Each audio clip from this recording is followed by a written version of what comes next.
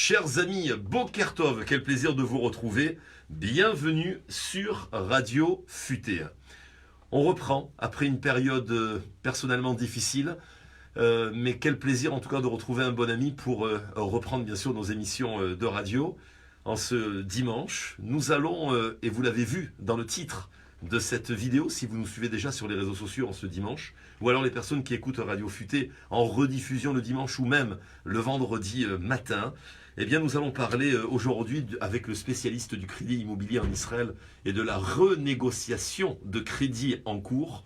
C'est bien sûr Mashkanta, dont la réputation n'est plus à faire. Et sur les titres, on a marqué Mashkanta, deux adresses sinon rien. Alors c'est effectivement déjà tout le monde en parle dans la ville de Netanya, parce que Mashkanta était basé à Ranana, en l'occurrence depuis donc de nombreuses années. Et là, on a le plaisir, dans quelques jours, de pouvoir déjà voir qu'il y aura une très grande inauguration, vu que vous êtes au cœur du Kikar Hatzmaut. Mon cher Greg Mimouni, soyez le bienvenu. Quel plaisir de vous retrouver. Boker Tov, Shavuot Tov. Moi aussi, c'est un plaisir de vous retrouver, Charles et Laura. Écoutez, d'abord, avant de commencer à parler, je voudrais déjà qu'on souhaite à tous une réfoua shlema à tous les malades, et que tout le monde aille mieux, et que les choses s'arrangent pour tout le monde. Amen, amen, amen. Le reste, c'est du luxe, comme on dit chez nous. Alors, effectivement, on était basé pendant 10 ans à Jérusalem. Ça fait 2 ans qu'on est à Ranana.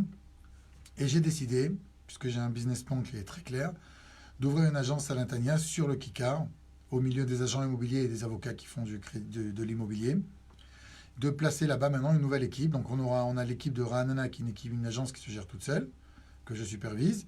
Et il y a maintenant l'agence de Netanya qui va être tenue par Hana, qui gère l'agence, qui va monter toute l'agence.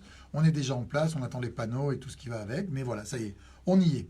Pourquoi avoir voulu Netanya et pas Ashdod ou le SNIF à Yerushalayim? Vous aviez de nombreuses demandes?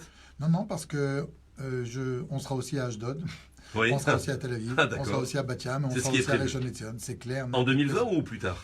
Écoutez, le rythme est prévu d'une agence tous les 6 mois. Dans la vraie vie, dans la réalité, c'est compliqué d'ouvrir une agence tous les 6 mois parce qu'en fait, à chaque fois qu'on va ouvrir une nouvelle agence, il faut mettre une équipe en place. Pour l'ancienne agence, on ne peut pas ouvrir des agences juste pour ouvrir des agences. Donc aujourd'hui, Ranana étant en mode automatique, on peut se concentrer sur Netanya et ouvrir l'agence de Netanya. Dès que Netanya est en place, on fait tout actuellement pour la mettre en place avec une agence, avec tout ce qui va avec. Alors on ouvrira l'agence qui vient, puis après celle de l'après, et celle de l'après. Quand notre but est simple, Charles, il faut que vous le sachiez. On veut de la proximité. On est dans un monde où tout est fait par digital, où tout est fait par... Les gens n'ont plus de contact. Et nous sommes en banque tous les jours. Et vous voyez que les gens sont coupés du contact. Et les gens ont besoin du contact, ont besoin de parler aux banquiers, ont besoin d'expliquer leurs problèmes. Alors, on pourrait tout baser sur des chiffres et juste envoyer à la banque une demande de prêt par Internet. Ça se fait. Mais c'est pas ça la vraie vie. Alors, la vraie vie, c'est de rencontrer les gens, de comprendre ce qu'ils veulent, de comprendre leurs demandes, de comprendre leurs requêtes, de comprendre leurs angoisses, pour les driver au maximum. Donc nous, on va essayer de se mettre dans le plus de villes possible, dans des endroits très stratégiques. La société doit se tenir financièrement, ne peut pas se permettre de se tromper. Donc on essaie de ne pas se tromper, on essaie de faire les meilleurs choix possibles. On développe des partenariats, on a de très bons partenariats à Ranana, on en développe actuellement à Netanya. Et voilà, on essaie d'être proche des gens, de développer des partenariats, d'amener des solutions et de répondre présent lorsque les gens en ont besoin. Pourtant, j'ai l'impression que la politique des banques était tout à fait contraire, à savoir qu'on peut remarquer aujourd'hui, on essaye de diriger sa clientèle vers des solutions Internet pour ne pas avoir directement accès à un guichet comme avant dans certaines banques. On a l'impression que justement ce contact humain entre le client et le banquier se fait rare maintenant, où les nouvelles, en tout cas, technologies de la nouvelle direction peut-être de certaines banques ne veulent pas justement faciliter cela, mais bien au contraire le contourner. Vous, j'ai l'impression que vous faites aujourd'hui le contraire. Pourquoi? Vous avez remarqué que les gens se plaignaient de ça, qu'il n'y avait plus dans certaines banques un guichet et un contact direct avec sa banquière? Parce que je vais vous expliquer. Si vous devez m'envoyer des papiers, et je vous l'ai dit, Charles, scannez-les et envoyez-les-moi par mail. Ça, c'est pas grave. Tout le monde peut le faire, ceux qui ont accès au mail, ou les personnes plus âgées qui ne peuvent pas le faire, trouveront une solution par fax ou par mail.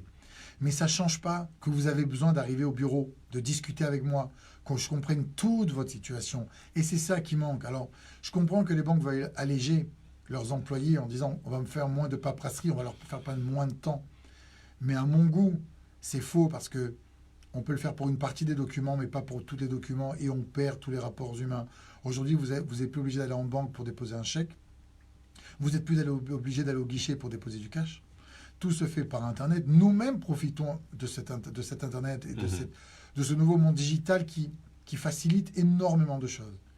Mais il est sûr que la proximité auprès des gens qui achètent, un client qui achète une maison à 2 millions de shekels, disons 500 000 euros, il n'achète pas une baguette. Il veut avoir un vrai conseil. Il veut comprendre. Il veut savoir à qui il a affaire. C'est l'achat de sa vie en général. En général. Et les gens veulent comprendre. Alors, ils savent, ils ont compris les chiffres. Il sait qu'il va payer 5 000 shekels par mois. Il l'a compris, mais ce n'est pas ça son problème. Son problème, il est ailleurs. Son problème, il est d'être rassuré. De comprendre qu'on le comprend. De l'écouter.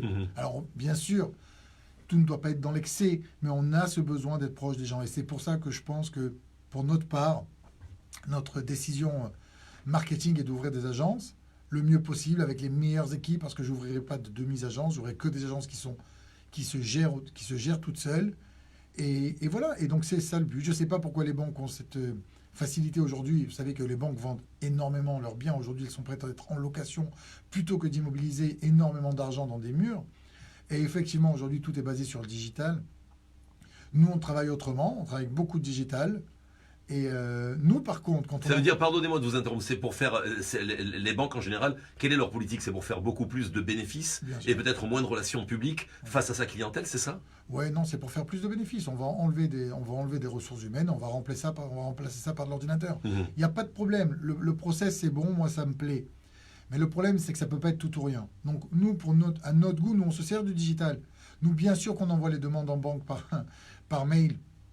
On leur scanne, on leur explique, on envoie 10 000 documents par mail. Mais quand on va à la banque, puisqu'on est tous les jours en banque, on explique au banquier exactement ce qu'on veut, quelle est l'urgence de la chose et quels sont les points importants pour notre demande. Donc voilà, aujourd'hui, c'est pour ça qu'on fait le chemin inverse des banques. J'espère que je ne me trompe pas, je n'ai pas l'impression. Dans tous les cas, je suis droit dans mes baskets. Je pense savoir ce que je fais. Et je suis sûr que ça portera ses fruits. Et au-delà de ça, vous avez cette expérience de pouvoir dire aujourd'hui la satisfaction de beaucoup de clients qui le disent. Sans Mashkanta, n'auraient pas réussi peut-être à acquérir le bien qu'ils souhaitaient. Parce que beaucoup de gens sont justement noyés dans cette paperasse, en ne sachant pas s'ils ont réellement bénéficié du meilleur taux, s'ils ont été réellement bien conseillés. Quelque part, vous les rassurez. Mais en fait, tout le modèle économique de Mashkenta est basé sur la réussite. Les clients ne nous rémunèrent que si l'offre qu'on leur a donnée répond à leurs attentes et est meilleure que l'offre que le client a. Le client n'a absolument rien à perdre. On parle au niveau du taux. Il a un accord d'une banque. Je lui dis très bien, j'ai compris l'accord que vous avez, je vais essayer de vous amener mieux. Si je lui amène mieux, il nous rémunère des honoraires qui sont fixés d'avance, donc il connaît l'histoire. Si on ne lui amène pas mieux, tant mieux pour lui, il sait qu'il a une bonne offre. Je vous le dis, je vous le répète, je n'ai pas encore trouvé de clients comme ça parce qu'on sait travailler. Donc, les gens, effectivement, ça m'arrive plein de fois de croiser des clients dans la rue qui me disent « Greg, tu sais, sans toi, je n'aurais pas acheté l'appartement. » Alors, c'est faux parce qu'ils auraient acheté un appartement. Mais ça aurait pris beaucoup plus de temps, ça leur aurait coûté beaucoup plus cher. Et surtout, ils auraient été beaucoup plus frustrés parce que je vous mets au défi aujourd'hui d'aller en banque, prendre rendez-vous avec votre banquier. Allez-y, essayez, je dis à tous les auditeurs, essayez, appelez votre banquier, prenez rendez-vous avec lui. Vous devez laisser un message ou un mail. Passer par un secrétariat, il doit vous rappeler, puis il doit voir les jours qui vous vont, les heures qui lui vont, et faire en sorte que ça marche. Et bien sûr, que vous n'oubliez aucun papier, parce que le moins de papier qui manque, ils vont vous renvoyer à la maison. C'est toute cette paperasse-là qui vient. Et ces allers-retours. Et surtout cette perte de temps. Surtout l'argent. C'est ça. Charles, il faut que vous compreniez que nous faisons le tour des banques, nous déposons les demandes dans toutes les banques. Nous sommes les seuls à le faire. Dans toutes les banques, nous amenons aux clients toutes les offres possibles. Là où il peut avoir un crédit, ils auront un crédit. Donc, voilà ce qu'on cherche. Les clients sont toujours gagnants. Moi, ma vision marketing est très claire. Me développer, être proche des gens, nous améliorer et apporter des solutions aux clients potentiels. Alors je rappelle en tout cas, Mashkenta, c'est le spécialiste du crédit immobilier en Israël, de la renégociation de crédits en cours également, une équipe donc de professionnels pour vous prodiguer un service 5 étoiles, autant à Ranana qu'aujourd'hui physiquement dans la ville de Natania dans quelques jours au Kikar Hatzmaout, juste à côté on va dire de Rimax, et voilà proche. Ouais, Charles, ne me faites pas ça, on est à côté de Rimax, voilà. de Ray Valenci, de David, de Sassimo, de ADK les confrères. Non, mais on va tous les donner. Voilà. J'en ai besoin. Voilà. Oui, mais tout à fait. En plus, c'est tous des amis. Alors on peut faire la liste. Chouva, donc Pascal Gabizon, de Rachel Colombiani, de bien sûr Katz Muller, à côté de Ethan Haas, de Maître Joël Bellassène, Yael Elkies, Brigitte Yehuda. Voilà, vous êtes au centre. Voilà, au centre des affaires de Natania. Et voilà. Et pour moi, perso, je voulais vous dire que c'est un plaisir de travailler avec tous ces gens-là. Voilà, et c'est pas de maintenant, ça fait des années, voilà. Voilà, en tout cas, si vous souhaitez devenir propriétaire ou bien renégocier un prêt immobilier, Mashkenta, vous êtes donc dans votre recherche du meilleur crédit immobilier. Je rappelle également que c'est la prise en charge rapide de votre demande, l'établissement d'un plan de financement adapté, négociation avec vos partenaires bancaires, montage donc de votre dossier auprès de l'établissement bancaire sélectionné, mais aussi suivi de votre dossier jusqu'au déblocage des fonds. C'est bien ça ? Oui, en fait, Charles, je vais faire une petite confidence. C'est un choix. Mon choix est de recruter les meilleurs éléments possibles. Aujourd'hui, j'ai dans la société les meilleurs éléments possibles. Ça veut dire quoi ? Vous les débauchez des banques, carrément ? Non, alors non, je les débauche pas des banques parce que je débauche pas des gens de banque. Mais par contre, ce sont tous des anciens banquiers. Je vais vous donner quelques noms. On a Chava Sidi, qui bosse à Radana, ancien employé de la banque Mizrahi. On a Efrat, qui est une Israélienne qui s'occupe de toutes les inscriptions d'hypothèques, qui parle aux promoteurs, qui parle aux agents immobiliers, qui parle aux avocats des clients, ancienne employée de la banque Igoud pendant 8 ans, qui, elle, s'est s'occuper de toutes les hypothèques. Et on a Elanit qui a bossé 14 ans à la banque Apoalim. Enfin, comprenez les profils dont je vous parle. Elanit est chargé de prendre la demande du client, de faire la démarche autour de toutes les banques, de trouver des solutions et d'amener au client toutes les offres et de choisir la meilleure offre. Moi, je ne peux pas faire ça parce que je suis comme vous, je n'ai que 24 heures dans ma journée et 30 ou 31 jours dans mon mois. Sauf en février, j'en ai encore un peu moins. Donc, je me suis équipé de la meilleure équipe. Et j'essaye de faire ça pour tout le monde. Ce n'est pas tout le temps évident. Et voilà. Et maintenant, on a Natania, sur lesquels on va avoir Hana, qui elle est déjà en contact avec tous les agents immobiliers, tous les promoteurs. Et voilà. Donc, on fait tout ce que vous avez dit, la renégociation de prêt, on prend les clients en charge. La prise en charge, voilà, de rapide. A à Z, exactement, de A à Z. Et vous savez, on a de plus en plus de clients israéliens. Et pour l'Israélien, c'est compliqué de payer à un courtier parce qu'il se dit, attends, moi, la Léomi, je la connais, ça fait 30 ans que je la connais. La banque Apoalim, c'est la banque de mon grand-père. Mais aujourd'hui, vu le monde dans lequel on vit et le digital dans lequel on vit, les gens comprennent que les relations humaines avec les banques n'existent presque plus. Alors les gens maintenant vont chercher leur intérêt. Leur intérêt, c'est de gagner l'argent parce que quand on prend un crédit sur 20, 25 ou 30 ans, on paye énormément d'intérêt. Chaque 0,5 ou 0,8 ou 1% qu'on économise du crédit par an, c'est des centaines de milliers de shkalim. On a des exemples où les gens peuvent acheter une deuxième maison avec les intérêts qu'ils payent aux banques. Donc aujourd'hui, tout est compris. Notre modèle économique est clair. Vous ne payez que si vous êtes content de l'offre qu'on vous donne. Donc maintenant, on a aussi beaucoup d'Israéliens, en plus des Français, des Sud-Africains, des Américains, des Anglais, bien entendu, des Belges, des Canadiens. On a beaucoup de clients. Ça ne m'étonne pas avec les vidéos qui passent de Radio Futé. Ah ouais, exactement. Alors il faut être diffusé, on se fait diffuser, on est en place, on essaye. On essaye de s'améliorer tous les jours. En tout cas, je rappelle, si vous nous regardez sur les réseaux sociaux, sur Facebook, YouTube, Twitter, Instagram pour les liens et que vous nous regardez depuis l'étranger, n'hésitez pas, surtout en tout cas depuis la France, vous pouvez composer le 01 77 38 0020.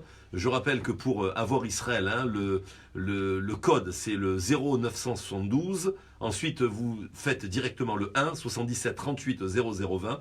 Ou si vous appelez, en tout cas pour tout renseignement, Mashkenta, vous pouvez appeler depuis Israël au 077 49 10 200. Je rappelle le numéro de téléphone 077 49 10 200. Ou alors, directement, vous allez sur le site de Mashkenta, c'est le www.mashkenta.com. Pour ceux qui ne savent pas comment s'écrit Mashkenta, vous l'écrivez MASHKENTA.com et vous allez directement donc sur le site.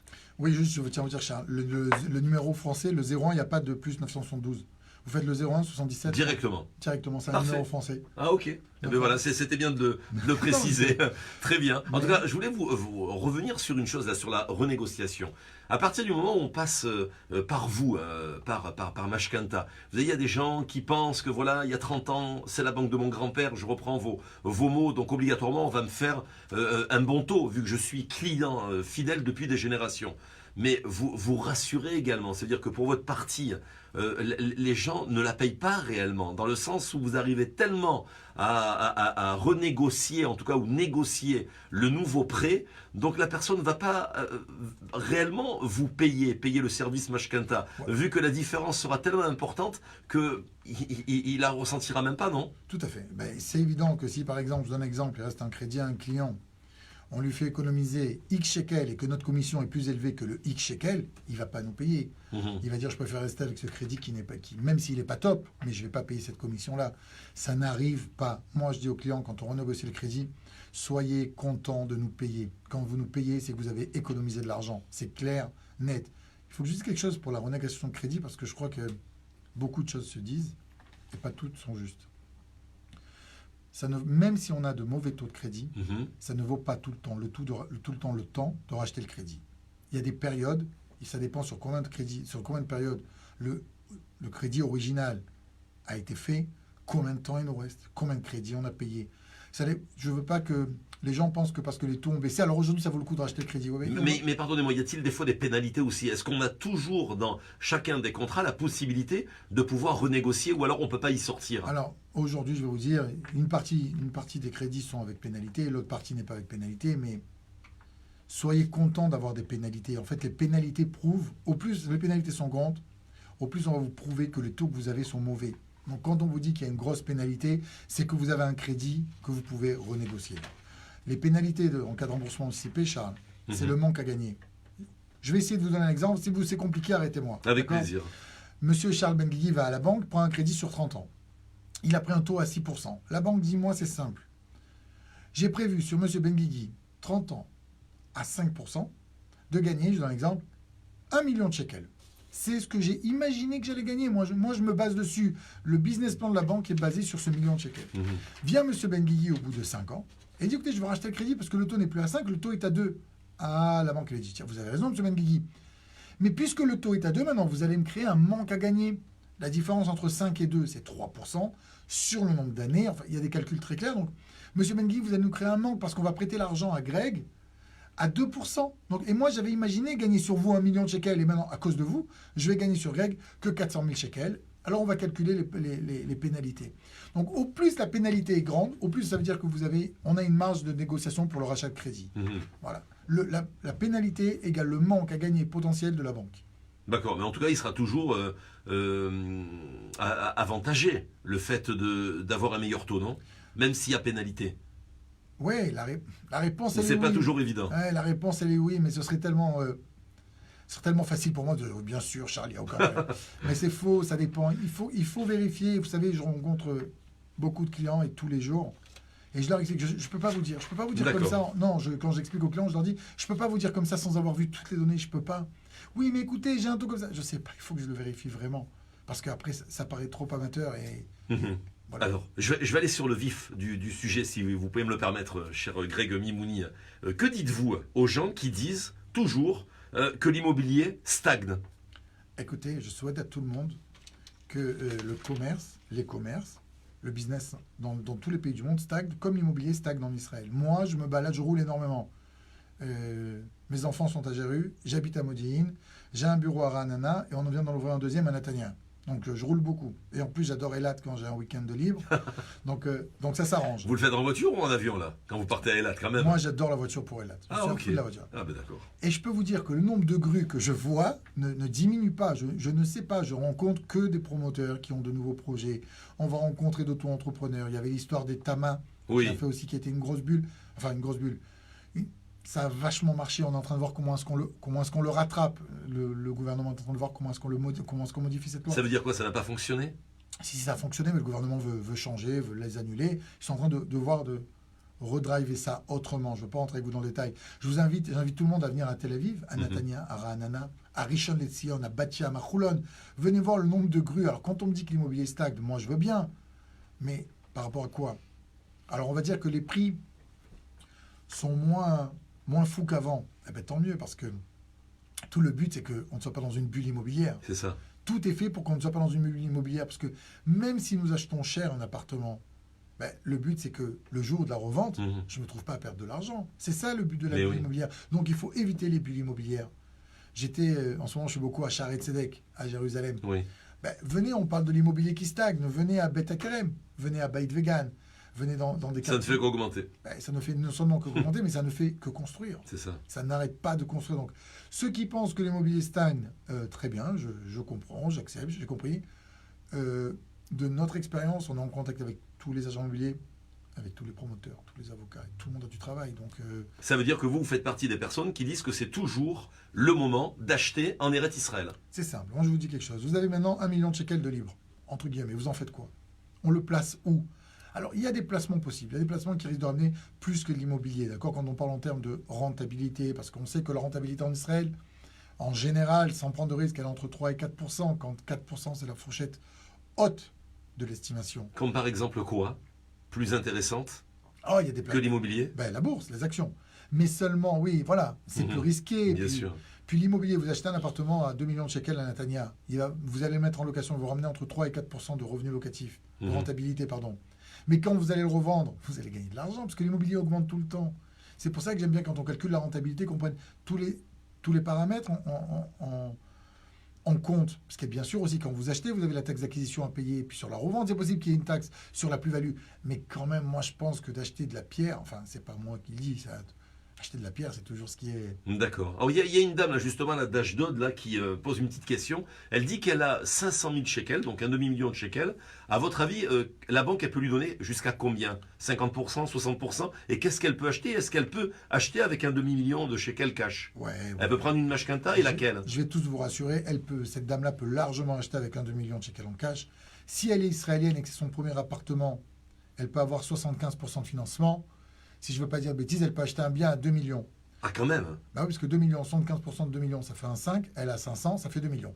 Donc cette dame-là pourra acheter un bien jusqu'à 2 millions de shekels. Après, il faut voir que ses revenus collent avec sa capacité. Pour le remboursement, chaque exactement. mois. Mais si elle est israélienne et que c'est son premier appartement, elle peut avoir jusqu'à 75%. Si elle est française ou bien israélienne qui a déjà un appartement, elle peut avoir 50% de financement. Je tiens à préciser quelque chose, Charles. Quand on dit 75% de financement, c'est ce que la loi permet aux banques de financer. Aucune banque n'est obligée de vous financer, sachez-le.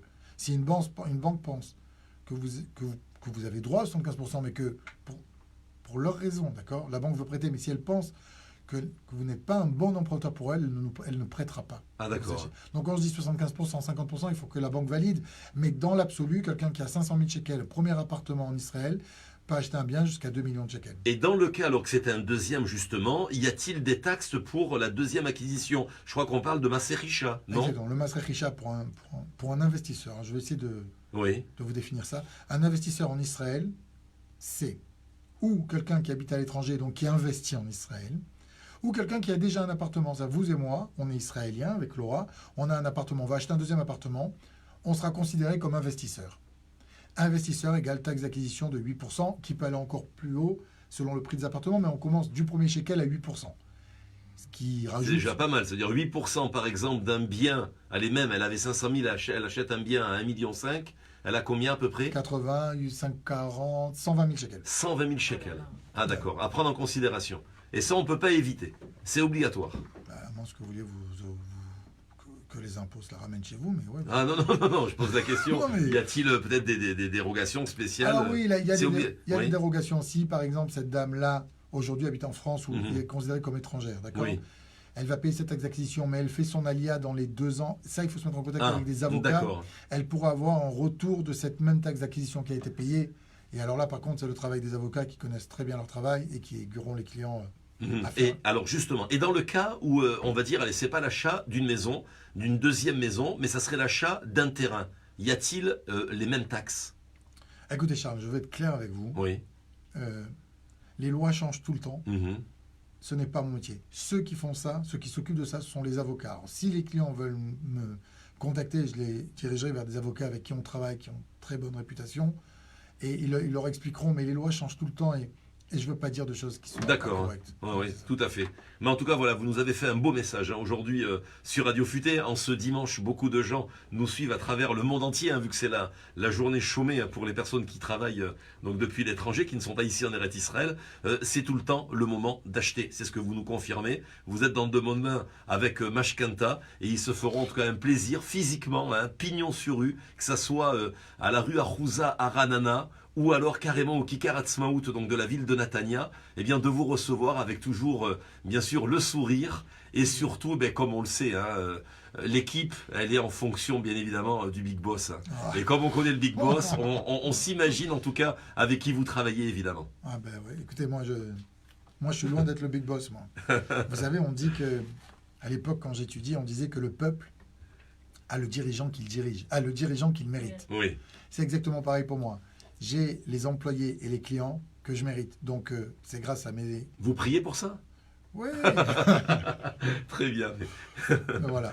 Parfait, parfait. En tout cas, ça fait très plaisir. Je voulais juste rappeler vos coordonnées. Si vous appelez depuis la France, vous faites le 01 77 38 00 20 directement. 01 77 38 00 20. Si vous appelez depuis Eretz Israël, vous composez le 077 49 10 200. Je rappelle le numéro, donc si vous appelez depuis Israël, 077 49 10 200, ou alors directement rentrer sur le site de Mashkanta, c'est www.mashkanta.com, ça s'écrit Mashkanta, MASHKENTA.com, où vous pouvez même rentrer bien sûr contact@mashkanta.com, vous irez directement auprès je crois que c'est Facebook, c'est ça en particulier, non, ou c'est la page ma chère Laura? Il y a le site internet mashkenta.com et il y a aussi la page Facebook. La page Facebook, c'est bien ça. C'est Mashkenta, spécialiste du crédit immobilier en Israël. Et toutes les semaines, en fait, il y a des conseils justement sur la Mashkenta, l'immobilier, etc. en Israël. Alors dites-moi, chère Laura, je suis content en tout cas de vous retrouver. Bienvenue dans cette émission. Moi j'ai entendu dire que vous avez acheté une dizaine de maisons grâce à Mashkenta, c'est vrai? Exactement, voilà, exactement. Non, mais pour de vrai, effectivement, c'est extrêmement rassurant de pouvoir être entre de bonnes mains comme ça avec Greg et son équipe, parce que voilà, quand on achète, on s'engage sur un crédit, une Mashkenta à vie, et de savoir que on peut justement réduire les mensualités et trouver justement les meilleurs taux possibles, et savoir que son dossier va être fait déjà rapidement et correctement. C'est vrai que c'est vraiment rassurant, surtout quand on est francophone, que le banquier il fait exprès de parler vite parce qu'il veut que vous compreniez à moitié ce qu'il vous dit, etc. C'est vrai. Voilà, donc au moins là on sait qu'on est on est vraiment entre de bonnes mains, et comme là je peux le voir justement, il y a un témoignage de Mimi qui dit voilà, c'est une équipe formidable, réactive, sincère, efficace, disponible, à l'écoute au cas par cas. Wow.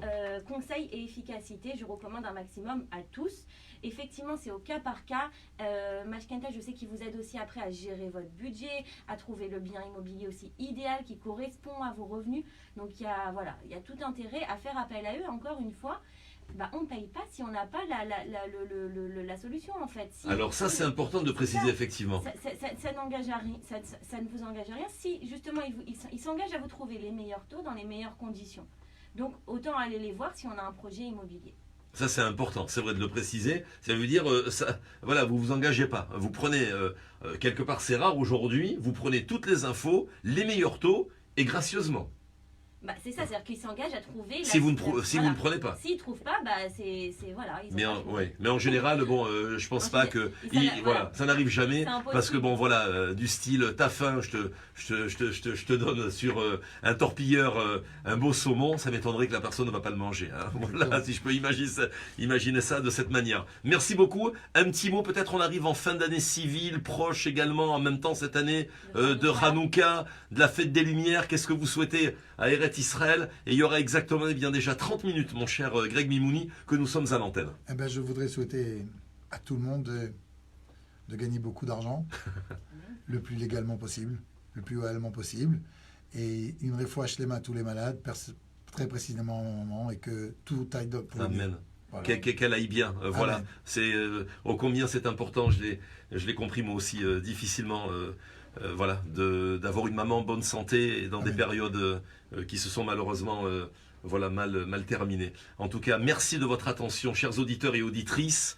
Que du bonheur. Et on retrouvera bien sûr notre cher Greg Mimouni, hein, qui est le PDG. Je sais qu'il n'aime pas qu'on l'annonce comme ça, hein, le fondateur de Mashkenta, mais c'est en tout cas toujours un plaisir d'avoir justement affaire des professionnels qui sont professionnels mais qui ne se prennent pas au sérieux. C'est tellement rare. Je voulais justement finir cette interview de cette façon-là. Il y a des gens qui se prennent au sérieux et qui ne sont pas du tout professionnels, et puis il y a des professionnels qui ne se prennent pas au sérieux. Je crois que c'est ça justement la petite différence qui fait la grande différence. Merci beaucoup mon cher Greg Mimouni, au plaisir, et on se retrouve, chers auditeurs et auditrices, juste après avec un nouvel invité. Nous allons rencontrer sur notre antenne monsieur Alain Asseraf, qui est le fondateur également, comme vous le savez, de Culture Access, qui fait l'actualité culturelle en Eretz Israël. C'est dans une poignée de secondes. Merci de votre attention. On continue juste après ceci.